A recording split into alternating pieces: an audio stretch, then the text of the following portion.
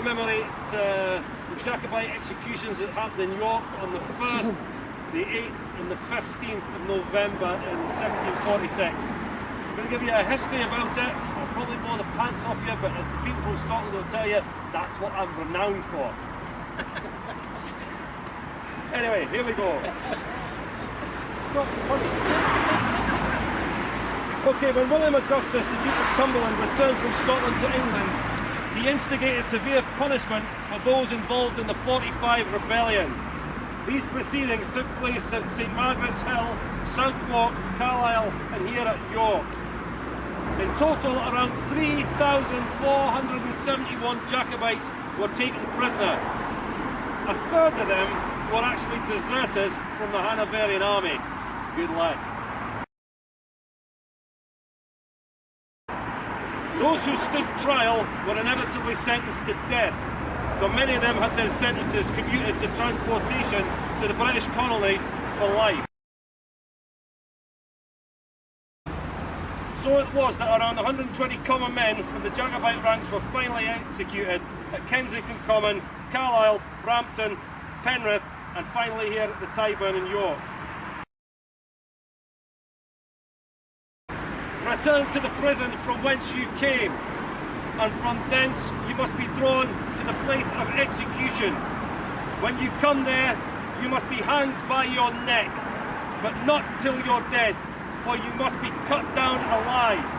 Then your bowels must be taken out and burnt before your faces. Then your heads must be severed from your bodies, and your bodies divided into 4 quarts, and these must be at the king's disposal. And God have mercy on your souls.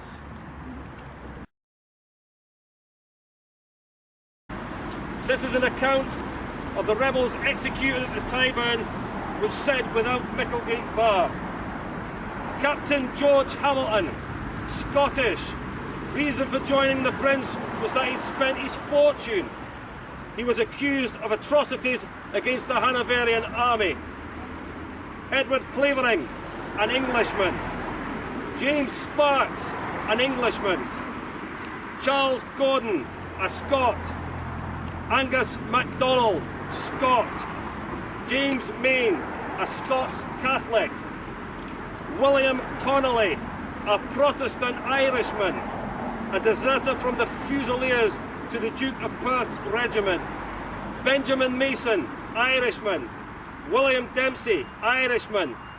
Daniel Fraser, Scottish. He was a deserter from Lord Loudon's regiment. And John James Jellins. 2 others who were ordered for execution this day, William Crosby, an Irishman of Colonel Townsley's regiment, and William Barclay of Colonel Grant's regiment were reprieved. The rest were brought from the castle to the Tyburn in 3 sledges. But as they were coming down the castle gate, which the people of York will know more than I do, Mr. Duct, one of his messengers, brought reprieve for John James Jellins, who was immediately taken out and returned to the castle.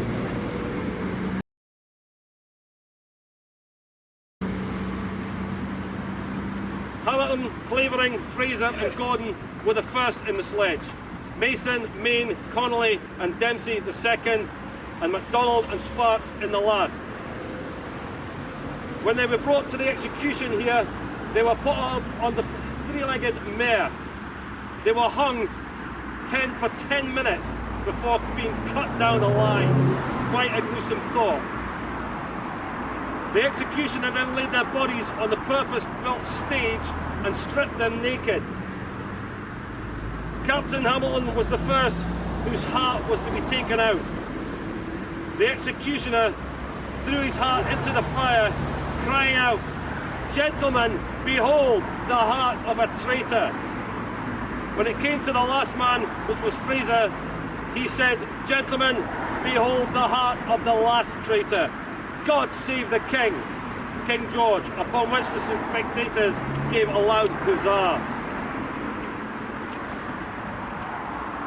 Then the executioner scored each of their arms and legs, but did not cut them off as was passed by the judge during their trials, crying, "Good people, behold the 4 quarters of a traitor."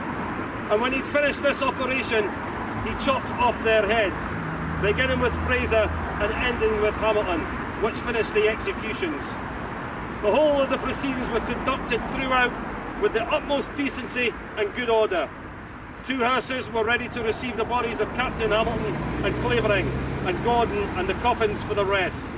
The heads of Connolly and Main were set upon the Micklegate bar, and the head of Hamilton was put in a box and sent to Carlisle as a warning.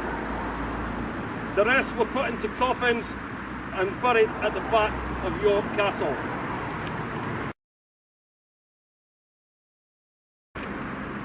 A week later, on the 15th of November 1746, 48 more were due to be executed.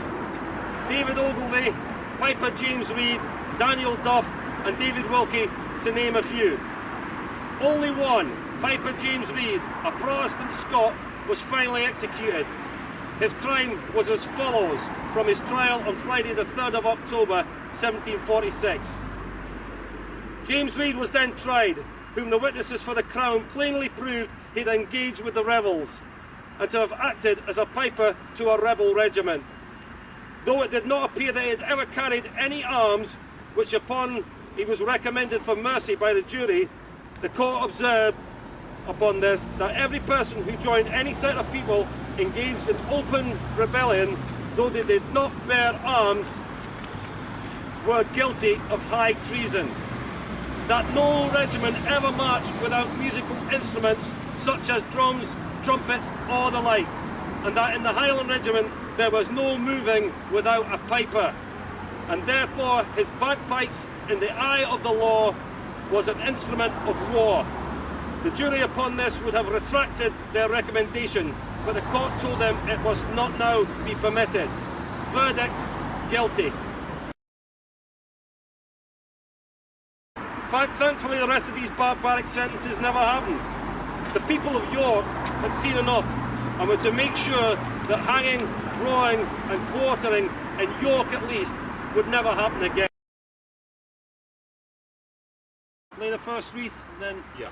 the wreath. Putting it on the top of the...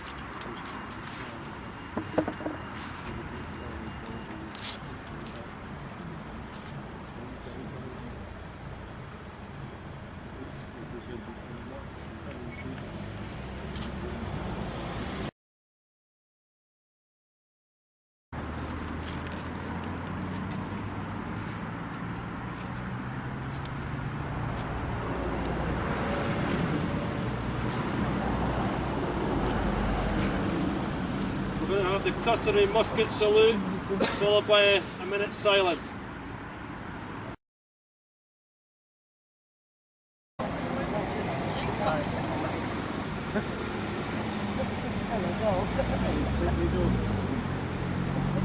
Okay, I think I've worked out why they lost the battle.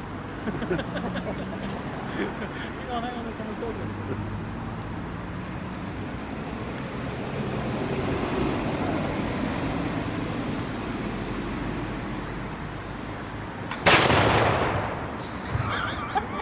Silence, please.